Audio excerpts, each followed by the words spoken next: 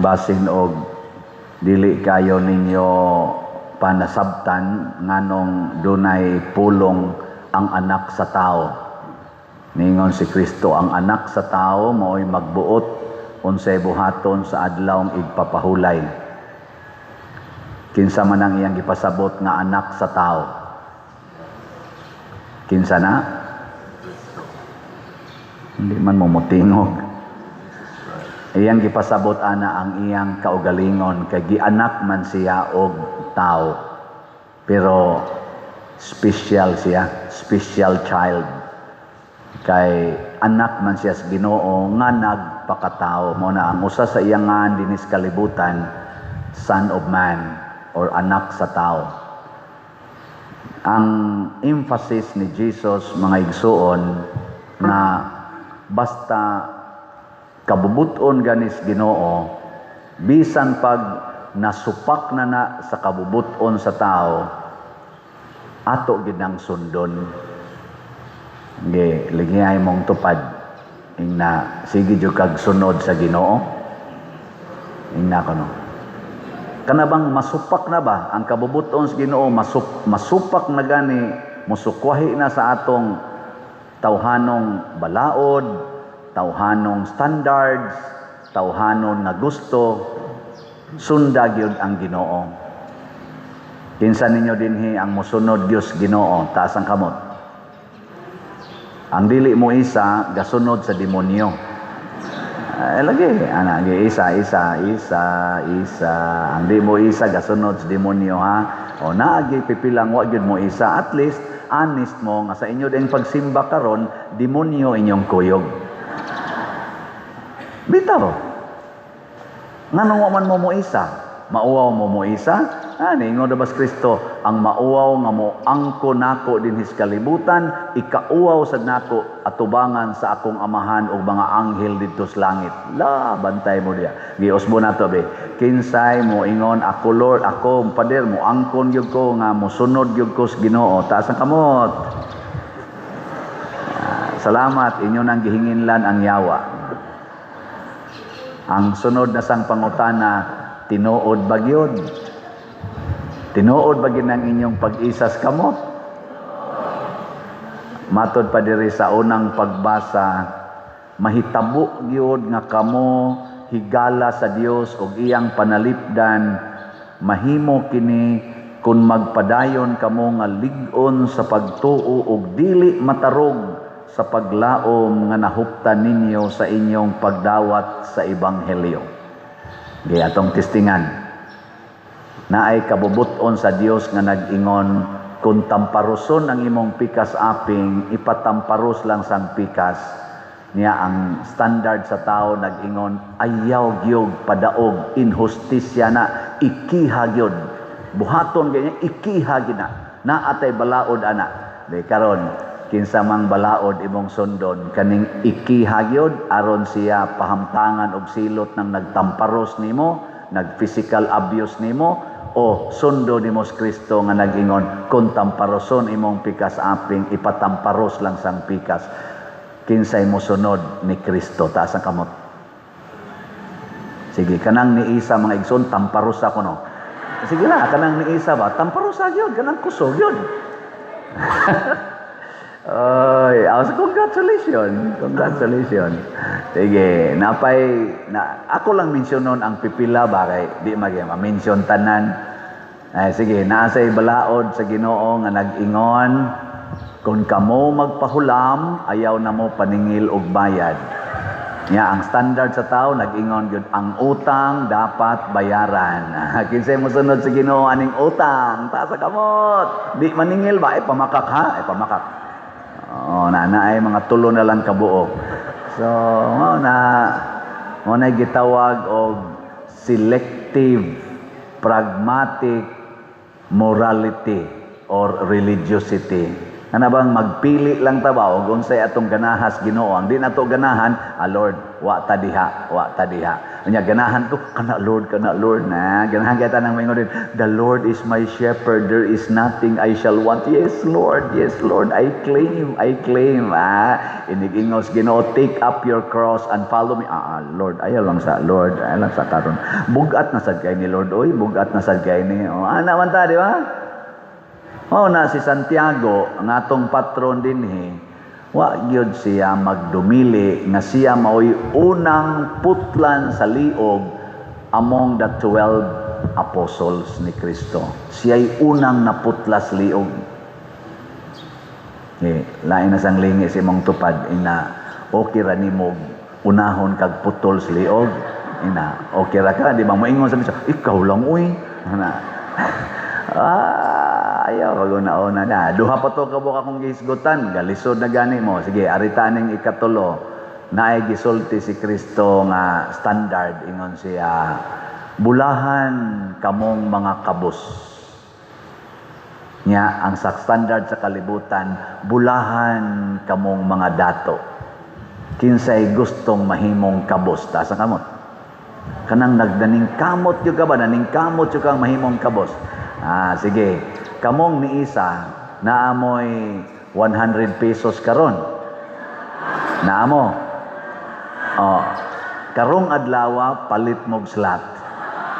Kamong tanan nga ni isa ha, kamong tanan ni isa, bantay mamakak mo ha. Bantay lang 'yon. Sige ra bala mog agi-agi na ato opisina, digin mo malit og slot.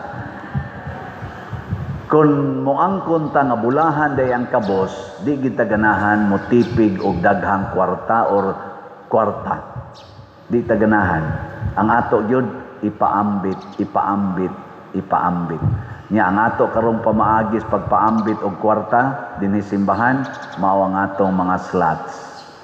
Ang atong grace, kaning atong grace tag 100 pesos ra gid ni. Grace ba? Pila na may atong halin karon? Hinay kay niirog ang grace, no? 52,099 na kaslots ang atong halin, naapay 647,901 kaslots nga available, tag 100 pesos per slot. Nya naa ni 70 slot challenge nga tag 7,175 na sad ka challenges ang atong nadawat. May na lang ni pero hinay biya gyud og atong tan-awon. Nya ang ato sad nga kaning Protection and Prosperity of Santiago de Compostela or PPSC, ang atong halin iabot na sa 14,513 kaslots, naapay 85,487 kaslots na available, tag 100 pesos per slot gihapon. Nya naa ni 162 slot challenge nga tag 16,200. 32 na sad ka challenges ang atong nadawat. Pilay idugang ni mog palit karong adlaw or karong simanaha. Basig di sad mo kamaong mo palit no. Asa man sad nimo palit pader. Mao ni ang pamaagi ha. Ang unang pamaagi ihatod diha sa atong opisina ang inyong slot. Bisag pila pa among dawaton. Nana. Nga ikaduhang pamaagi, unsa man, ika-Domingo, naana diha sa atong gawas ning atong simbahan dinis Compostela, na ay mamaligya sa dihag slots, diha gyapon, apil sa opisina. Nya kung di gyud mo ana ka lugar, hala, diha na lang sa atong bank accounts. Tanawan ning atong bank accounts dinhi. Although kanang atong San Vicente Ferrer Parish nga bank account, ato na nang padong na nato i-close within this month kay ato na nang ilisan og Compostela nga account. Pero padayon ra gid na siya usa. Or ihatag ninyo pinaagi sa atong GCash. Kaning atong gipakita dinhi mga GCash accounts, apil na ning ako, available kaayo. Open pa kaayo miron, dagko pa kay kuwang ang among GCash o pa ma-close. Or ipadala sa kwarta padala. Ana, bisag asa pa mong suukas kalibutan, ipadala sa kwarta padala ako nang maklaim gawas lang sa Western Union kay dili naman ko kadawat ana kay gi-block nako. Ako pa ning balik-balik ko hisgot dinhi kay aron kamo sad inyo sa ning i-share ngadto sa inyong mga kaila sa gawas og dinhi gawas atong parokya nga pamalit mog slot. Imo ba mga parinti ba nga medyo may pagka-jusnon sad palit mog slot, among slots dire kay daghan pa kay mig ayuhonon, daghan pa kay mig tukuronon ana nga torong usas mga immediate nga himuonon atong tiwason ang atong kampanaryo nya sa ubos ana ang atong adoration chapel dako sana siya magasto di na mo minus sa mga 1.5 million siguro atong magasto ana pila man ka slots ang 1.5 million 15,000 ka slots ana nya pila may population sa dinhi sa Compostela naas mga 80,000 das mga estudyante 80,000 more or less unya 15,000 naman itong gikinahanglan suruya na tanan dito baligyaig slot siya ro ini kahapon di mo abot 15,000 no dayo sa padiroy maglungag pa man ko padir manilhig pa ko manglaba pa ko amo lagi na imong unahuna imong giunahuna awa gitay halin kay ani sa dinhi lang nas Compostela nya pila may ato mga online parishioners nag-average og sa ato rong YouTube daan nanas mga 265,000 kani atong YouTube channel Padresiano Ubod anya kung kining tanang subscribers mamalit nig slot tagsa lang ka slot karong simanaha ang atong gikinahanglan kay 15,000 raman porting sobraha unsaon man natong sobra ihapak sa na natong atos grace makuha na ni tanan daghan na kay tag mahimo ug unsa man ni ang tawag niini gitawag ni siya kalambuan na Kristohanong kalambuan unsa man ning Kristohanong kalambuan mga igsoon kana bang magdungan tag saka dili magulhos-ulhos dili sama karon na ay porting datua di asay porting pobriha sa Pilipinas kinsa may mas daghan ang porting datua o porting pobriha kay bao kay mo no nya unsa may hinungdan nga naay daghan kay porting pobriha nga Pilipinos nya naay jutay kaayo nga porting datua nga Pilipinos dili corruption oy dili kuwang ta sa desisyon pagsunod sa Ginoo. Pila may Katoliko sa Pilipinas? Naa sa mga 80% ang Katoliko. Pila ay population sa Pilipinas? Naa sa mga 110 million, more or less. So pila may Katoliko ana? Naa sa mga 85, 88 million. Kung kining 88 million magsunod Dios Ginoo sa kamatuoran, dili mangurakot, dili magpabayad og kwarta panahos eleksyon, dili mo exercise anang bribery, magtinarong gid kaning 88 million. Unsa may mahitabo? Makapili tag mga leaders gikan aning 88 million nga mga buutan dili mga kurakot mailisan ni ang mga buangon kaayo nga nagsigig pamalit og mga botos panahon sa eleksyon buo og kwarta bilyon nga kwarta ayuda left and right aron lang yun mabutaran mawa ni sila kung magtininuod lang gining 88 or 80 million nga mga Filipinos nga Katoliko. Unya naa masay daghan, napamay Iglesia ni Cristo, naapa dihay mga Baptist, naapay mga daghan pa kaing sikta nga Christians. Maabot kita nag mga 85 to 90% nga nakailag Ginoo. Unyag mulihok kitang tanan. Mapaphaning mga yawanon. Pero kay wa man ta mulihok maghuwat raman ta, di man ta mo sangyaw, di sad ta mo pakita sama nilang Mother Teresa, samang San Roque, samang San Isidro Labrador, sama ni Pedro Calungsod, samang Lorenzo Ruiz o ni Santiago, San Vicente Ferrer, di man sad ta mo lihok. Magsige raman tayo, sila lang, sila lang, sila lang. Inaani ramang ko, inaani ramang ko. Musunod lang niya ko, sunod lang ko. Anak raman ta, ang nagsigig lihok ang mga animal. Maoy kugihan kayo mo sa kasakag balay, aron magdeal anang mga shabu, magsakasakag mga balay, magsigig post, magsigig himo anang mga porn, aron tan-awon sa mga batanon, magsigig influence anang mga pakita-kita anang mga lawas, gagmay na lang kay tabon, aron tan-awon og sundon sa mga batanon, maglaway sang mga tiguang, apil ng nagwali, usahay, nagsara noon, mga once a day, mga nana. Ug mao'y ni hari, ang pagtulunan ngayawanon, ang kahakog. Bisa lang gud sa inyo, gud tanawa inyo mga silingan, hapit na lang dili ka kaagisdan, daginutong yun ang daan, napitos kaayo, butangan pag yung atop, masango na ng imong agtang. Unya anha gyud magtukod og tindahan kilid sa karsada. Asa naman mo barog ang namalit? Sud nas karsada. Peligro matapsingan na ang mga motor nga kusog sa kay managan. Nganong imo man jud nang gipaduol sa karsada ang kilid sa imong tindahan? Nya inigabli pa gyud ang imong sari or sira-sira store.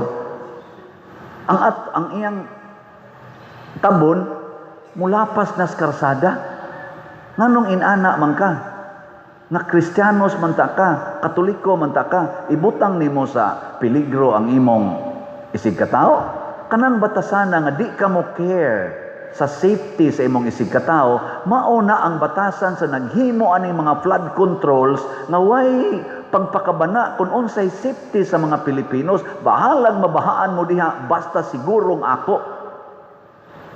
Mao ra nang batasana, kanang imong sakyanan imong iparking diha sa karsada, iparking gid nimo bisan og naglisod na ang two-way nga karsada nahimo na lang one way kay ikaw gid hay mo angkon anang lunaa nga di ra ba na imong gasto ra ba na sa publiko. Kanang batasana mo ni nakapaut-ut nato kasagarang nagbuhat ana mga Kristiyanos, mga Katoliko, gipahimuslan sa mga buangon. Kay wa ta mo lihok. Sige, lingay mong tupad. Last na lang ning lingi. Ang di mo lingi, nagsunod sa demonyo. Sige. Lingi Yung na, din adyo ko mo parking o karsada. Na din adyo ko mo parking o karsada. Bisag ka na lang. Nya ing na, ako nagyong tagaan o dakong agianan akong silingan. Ayaw pagsigig, pamiit anang daan, hangtod magtakilid na lang ta. Ako gamisa kong patay, kapila na dyan ko nagmisag patay, inigso na asa mang namatyan, nadiha pa dir, masuta na? Takilid intaw ko nga to pa doon, ang dako-dako biasag ko. Naku ang lungon, diin man giagi sa dito sluyo pa dir, dito giagi. Naku sa man agianan sa sapa-sapa. Dito giagi sa sapa-sapa ang lungon, kaya di mamasod, kaya gikurang mang pinataas na to. Nya igo ra mo takilid ang taon sa ang pagsud sa lungon. Agi-agi to sa pasapag gibitad og pisi aron makasud dito silang balay. Nako nya iniglubog sa adto na sa agi. Magyoy mga kaluoy. Gipiit man to ninyo maayo. Nyag naisunog diha ron sa ang pagsud sa bombero. Nay mga emergency, ihuog pa nimo ngadto sapa. Ingon ana tang mga Filipinos, most of us, sad to say. Pero si Kristo, tanawa si Kristo sa atong ebanghelyo, ako'y magbuot kinsay pakanon, kinsay dili. O kinsay may unahong pakaon ni Kristo, ang gigutom. Way balaod nga nagdili nga ang gigutom ayaw pakana bisan pag-adlaw igpapahulay. Matod pa ni San Pablo, in season and out of season, do your works of mercy. Do your love. In season and out of season. Abot sakto ba nga akong pagkutlo basta mamauna. Pasabot, way gipiling oras, way gipiling lugar, basta tabangunon, paghinahanglan gani nga tawhanon, tabanga gidayon. So kung ang kabit sa imong bana, naglisod og panganak sa ilang unang anak, tabanga gidayon. Dadas ospital at timanag maayo aron maayo ang pagpanganak. O, di ba? Nya kay di pa man nakapanglaba kay bago pa mang nanganak ikay panglaba. Ina kisa nang bulingon imong gilabahan day ay da ang kuanin taon oy ang kabit sa kong bana bagong nanganak. Sa unya ikaw, siya ko lang usay tiglaba kay sila pa man ron. Kinsay mo buhat ana taas ang kamot. Wa gini buhat. Pulos gid mo mga yawanon. Hain naman tong gitudlo ni Kristo nga love your enemies. Hain naman na. Di mo mutuman ana. Gusto gyud ta mutuman sa giingon sa Ginoo, hate your enemies. Mao na, hasta mga madri nag-unay nag-away, hasta mga pari gaunay nag-away. Labaw ng ato mga politicians. Kinsa may mag-una og pakita. Si Mother Teresa of Calcutta nagpakita ana. Si Saint John Paul II nagpakita ana. Ug ang atong mga santo papang gasunod karon nagpakita ni ana. Why kural ang paghigugma? Why kural ang pag-alagaray? Ug mao na si Kristo. Ingon siya, ako'y magbuot unsay buhaton bisan pa sa adlawng igpapahulay. Unya kung sundo nato siya, mahitabo dayon ang atong tubag sa salmo. Unsa may tubag sa salmo? Ang Dios maugayod ang akong hinabang. Di ba? Bahala nagdi mo mamalit og slat, basta humanak og wali, bahala na ang Ginoo ninyo.